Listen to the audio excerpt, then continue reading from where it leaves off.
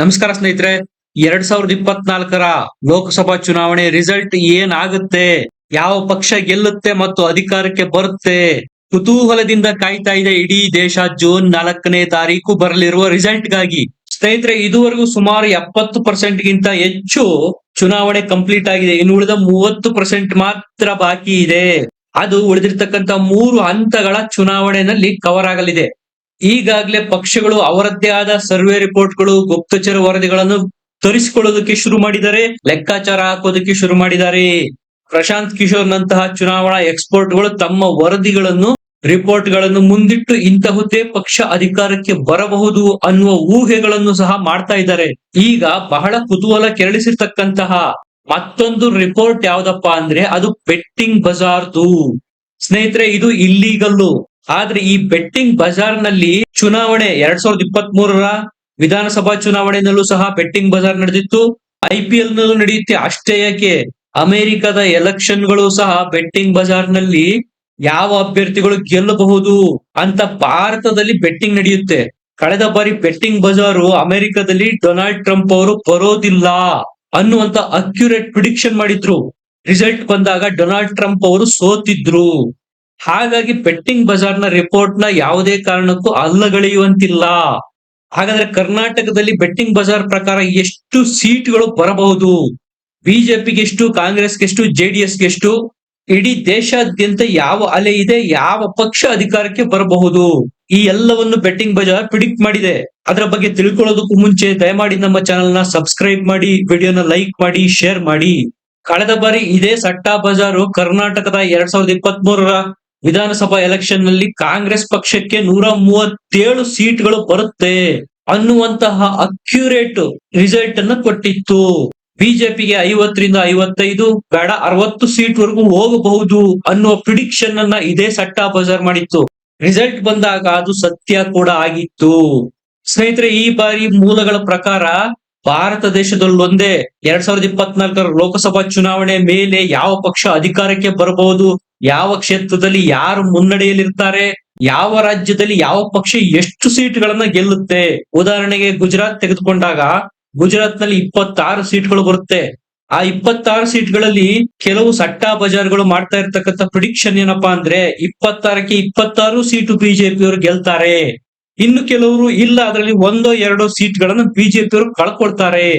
ಈ ರೀತಿಯ ಪ್ರಿಡಿಕ್ಷನ್ ಗಳ ಮೇಲೆ ಬೆಟ್ಟಿಂಗ್ ಆಗುತ್ತೆ. ಮೂಲಗಳ ಪ್ರಕಾರ 15,000 ಕೋಟಿ ರೂಪಾಯಿ ಸಟ್ಟಾ ಬಜಾರ್ ನಲ್ಲಿ 2024 ಲೋಕಸಭಾ ಚುನಾವಣೆ ಮೇಲೆ ಬೆಟ್ಟಿಂಗ್ ಆಗಿದೆ.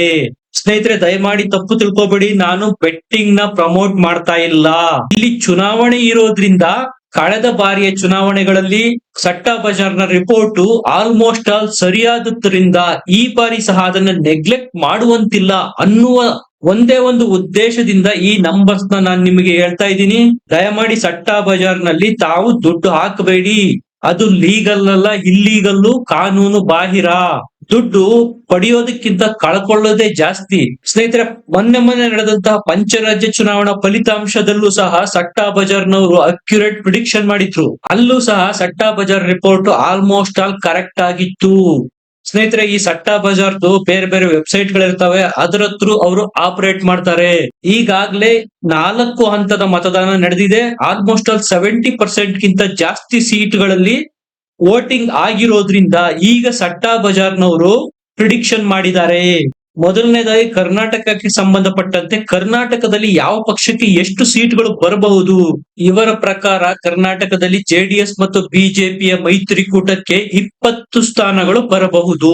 ಮೊನ್ನೆ ಪ್ರಕಟವಾದಂತ ಕಾಂಗ್ರೆಸ್ನ ಗುಪ್ತಚರ ವರದಿನಲ್ಲಿ ಕಾಂಗ್ರೆಸ್ನ ಪ್ರಭಾವಿ ಸಚಿವರಾಗಿರ್ತಕ್ಕಂತಹ ಸತೀಶ್ ಜಾರಕಿಹೊಳಿ ಅವರೇ ಹೇಳಿದ್ದಾರೆ, ಬಿಜೆಪಿ 14, ನಮಗ್ 14 ಅಂತ. 28 ಕ್ಷೇತ್ರಗಳಲ್ಲಿ ಬಿಜೆಪಿಯವರು 14 ಸೀಟ್ಗಳನ್ನ ಗೆಲ್ಲಲಿದ್ದಾರೆ, ನಾವು 14 ಸೀಟ್ಗಳನ್ನ ಗೆಲ್ತೇವೆ ಅನ್ನೋದು ನಮ್ಮ ವರದಿನಲ್ಲಿ ಬಂದಿದೆ ಅನ್ನೋದನ್ನ ಸತೀಶ್ ಜಾರಕಿಹೊಳಿ ಅವರು ಹೇಳಿದ್ರು. ಆದರೆ ರಾಜ್ಯ ಗುಪ್ತಚರ ವರದಿ ಸಿಎಂ ಸಿದ್ದರಾಮಯ್ಯ ಅವರಿಗೆ ಒಂದು ರಿಪೋರ್ಟ್ ಸಬ್ಮಿಟ್ ಮಾಡಿದೆ. ಆ ರಿಪೋರ್ಟ್ ನಲ್ಲಿ ಬಿಜೆಪಿ ಮತ್ತು ಜೆಡಿಎಸ್ ಮೈತ್ರಿಕೂಟಕ್ಕೆ 18ರಿಂದ 20 ಸ್ಥಾನ ಬರಲಿದೆ, ಉಳಿದ 7ರಿಂದ 8 ಸ್ಥಾನಗಳನ್ನು ಕಾಂಗ್ರೆಸ್ ಗೆಲ್ಲಲಿದೆ ಅನ್ನೋದು ವರದಿಯಾಗಿದೆ. ಇದನ್ನು ನಾನು ಈ ಹಿಂದೆನೆ ವರದಿ ಮಾಡಿದ್ದೆ. ಈಗ ಸಟ್ಟಾ ಬಜಾರ್ನ ಅಂಕಿ ಸಂಖ್ಯೆಗಳು ಸಹ ರಾಜ್ಯ ಗುಪ್ತಚರ ವರದಿಯ ಅಂಕಿ ಸಂಖ್ಯೆಗಳ ಜೊತೆಗೆ ಹೊಂದಾಣಿಕೆ ಆಗ್ತಾ ಇದೆ. ಆದ್ರೆ ಸಟ್ಟಾ ಬಜಾರ್ನವರು ಮಾತ್ರ ಬಿಜೆಪಿ ಮತ್ತು ಜೆಡಿಎಸ್ ಮೈತ್ರಿಕೂಟಕ್ಕೆ ಕರ್ನಾಟಕದಲ್ಲಿ 20 ಸೀಟ್ಗಳನ್ನು ಗೆಲ್ತಾರೆ ಅನ್ನುವ ಪ್ರಿಡಿಕ್ಷನ್ ಮಾಡಿದ್ದಾರೆ, ಊಹೆ ಮಾಡಿದ್ದಾರೆ. ಈ ಬಾರಿ ಬಿಜೆಪಿಯವರು ಕಳೆದ ಬಾರಿಗೆ ಕಂಪೇರ್ ಮಾಡ್ಕೊಂಡ್ರೆ 5ರಿಂದ 7 ಸ್ಥಾನಗಳನ್ನು ಕಳೆದುಕೊಳ್ಳಲಿದ್ದಾರೆ. ಸ್ನೇಹಿತರೆ, ಓವರ್ ಆಲ್ 543 ಸೀಟ್ಗಳಲ್ಲಿ 545 ಒಟ್ಟಿರೋದು, ಅದರಲ್ಲಿ 2 ನಾಮಿನೇಟ್ ಆಗುತ್ತೆ. ಉಳಿದಿರ್ತಕ್ಕಂಥ 543 ಕ್ಷೇತ್ರಗಳಿಗೆ ಎಲೆಕ್ಷನ್ ನಡೆಯುತ್ತೆ.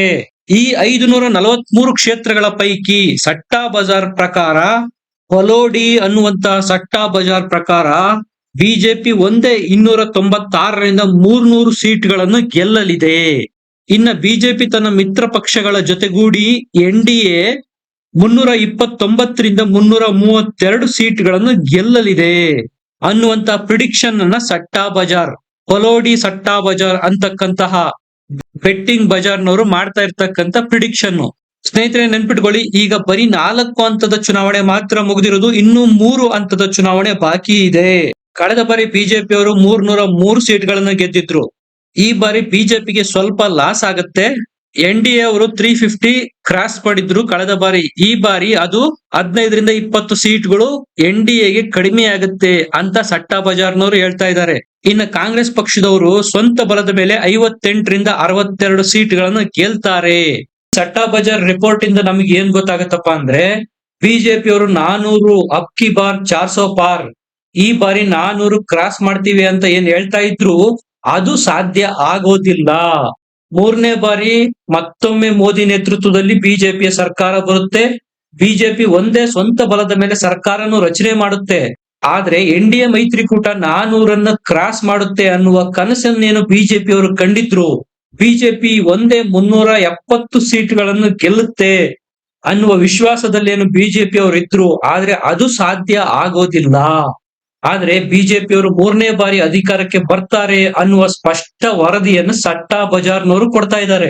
ಬಿಜೆಪಿಯವರಿಗೆ ಯುಪಿನಲ್ಲಿ ಲಾಸ್ ಆಗುತ್ತೆ ಅಂತ ಹೇಳ್ತಾ ಇದೆ ಸಟ್ಟಾ ಬಜಾರು. 64ರಿಂದ 65 ಸೀಟ್ಗಳನ್ನು ಮಾತ್ರ ಬಿಜೆಪಿ ಗೆಲ್ಲುತ್ತೆ ಅಂತಾರೆ. ಉತ್ತರದಲ್ಲಿ ಬಿಜೆಪಿಗೆ ಈ ಬಾರಿ ಹಿನ್ನಡೆ ಆಗ್ತಾ ಇದೆ ಅನ್ನೋದರ ದಿಕ್ಸೂಚಿ ಇದು. ಇದನ್ನೇ ಪ್ರಶಾಂತ್ ಕಿಶೋರ್ ಅವರು ಹೇಳಿದ್ದಾರೆ. ಉತ್ತರದ ಕೆಲವು ರಾಜ್ಯಗಳಲ್ಲಿ ಬಿಜೆಪಿಗೆ ಈ ಬಾರಿ ಹಿನ್ನಡೆಯಾಗುತ್ತೆ. ಬಿಜೆಪಿ ಅವರು ಏನು ಉತ್ತರದಲ್ಲಿ ಕಳ್ಕೊಳ್ತಾರೆ ಸೀಟ್ಗಳನ್ನ, ಅದನ್ನ ದಕ್ಷಿಣದಲ್ಲಿ ಪಡೆಯುವ ಮೂಲಕ ಮ್ಯಾನೇಜ್ ಮಾಡ್ತಾರೆ. ಆ ಮೂಲಕ ಮತ್ತೊಮ್ಮೆ ಬಿಜೆಪಿಯವರು ಕಳೆದ ಬಾರಿ ಗೆದ್ದಂತ 300 ಮತ್ತು 300ರ ಆಸ್ಪಾಸ್ನಲ್ಲಿ ಈ ಬಾರಿ ಸಹ ಸೀಟ್ಗಳನ್ನ ಗೆಲ್ತಾರೆ ಅಂತ ಪ್ರಶಾಂತ್ ಕಿಶೋರ್ ಅವರು ಸಹ ಹೇಳಿದ್ರು. ಸ್ನೇಹಿತರೆ, ಅಮೆರಿಕದ ರಾಷ್ಟ್ರಾಧ್ಯಕ್ಷರ ಆಯ್ಕೆಯನ್ನು ಸಹ ಪ್ರಿಡಿಕ್ಟ್ ಮಾಡಿದ್ದಂತ, ಅಕ್ಯುರೇಟ್ ಆಗಿ ಊಹೆ ಮಾಡಿದ್ದಂತ ಸಟ್ಟಾ ಬಜಾರ್ನವರು ಪಂಚರಾಜ್ಯ ಚುನಾವಣೆಯನ್ನು ಸಹ ಸರಿಯಾಗಿ ಊಹೆ ಮಾಡಿದ್ರು. ಮತ್ತು 2023ರಲ್ಲಿ ಕರ್ನಾಟಕದಲ್ಲಿ ವಿಧಾನಸಭಾ ಚುನಾವಣೆಯಲ್ಲಿ ಯಾರು ಗೆಲ್ತಾರೆ, ಯಾವ ಪಕ್ಷ ಅಧಿಕಾರಕ್ಕೆ ಬರುತ್ತೆ, ಇದನ್ನು ಸಹ ಸರಿಯಾಗಿ ಊಹೆ ಮಾಡಿದ್ರು. ಈಗ 2024ರ ಲೋಕಸಭಾ ಚುನಾವಣೆಯಲ್ಲೂ ಸಹ ಇದರ ವರದಿಗಳು ಬರ್ತಾ ಇದೆ. ಇದರ ಬಗ್ಗೆ ನಿಮ್ಗೆ ಏನ್ ಅನ್ಸುತ್ತೆ? ನಾನು ಕೊಟ್ಟಿರತಕ್ಕಂತ ನಂಬರ್ಸು ಸಟ್ಟಾ ಬಜಾರ್ದು ಅದು ಸರಿಯಾಗಿರಬಹುದಾ? ಕಮೆಂಟ್ ಮಾಡಿ ತಿಳಿಸಿ. ವಿಡಿಯೋನ ಲೈಕ್ ಮಾಡಿ, ಶೇರ್ ಮಾಡಿ, ನಮ್ಮ ಚಾನೆಲ್ ನ ಸಬ್ಸ್ಕ್ರೈಬ್ ಮಾಡಿ. ಮತ್ತೆ ಸಿಗೋಣ. ನಮಸ್ಕಾರ.